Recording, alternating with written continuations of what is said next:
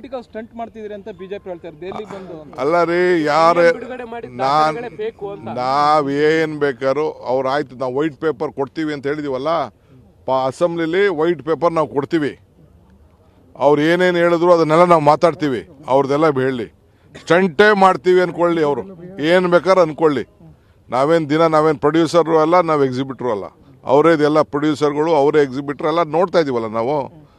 ಅವರು ಭಾವನೆ ಮೇಲೆ ದೇಶ ತೆಗೆದುಕೊಂಡು ಹೋಗ್ತಾ ಇದ್ದಾರೆ.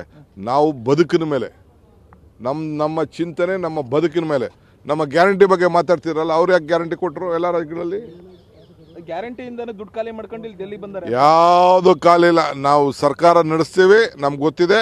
ನಮ್ಮ ದುಡ್ಡು ನಮ್ಗೆ ಕೊಟ್ಬಿಡ್ಲಿ ಸಾಕು. ಸರ್ ಬರೀ ಗುಜರಾತಿಗೆ ಕೊಡ್ತಿದ್ದಾರೆ ಜಾಸ್ತಿ ಅಂತ sir? No.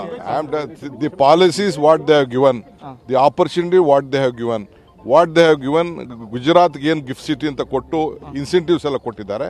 Let the give to Karnataka also. We will prove better, we will show better. ಒಂದೇ ರಾಜ್ಯಕ್ಕೆ ಹೆಚ್ಚು ಹೋಗ್ತಿದೆ ಅಂತ ಗುಜರಾತ್ಗೆ. ನಾನು ಐ ಆಮ್ ನಾಟ್ ಅವ್ರು ಎಷ್ಟು ಜಾರು ಕೊಡಲಿ, ನಮಗೆ ಈಕ್ವಲ್ ಆಗಿ ಕೊಡಲಿ. ನಮ್ಮ ಜನಸಂಖ್ಯೆ, ನಮ್ಮ ತೆರಿಗೆ ತಕ್ಕಂತೆ ನಮಗೆ ಕೊಡಲಿ. I don't want to comment on non-BJP rules or in politics. Nothing is permanent. They were 2 MP. Now they became 300 MP. We were 400. We became 51. Tomorrow we will become 300. They will become 51. This is part of politics.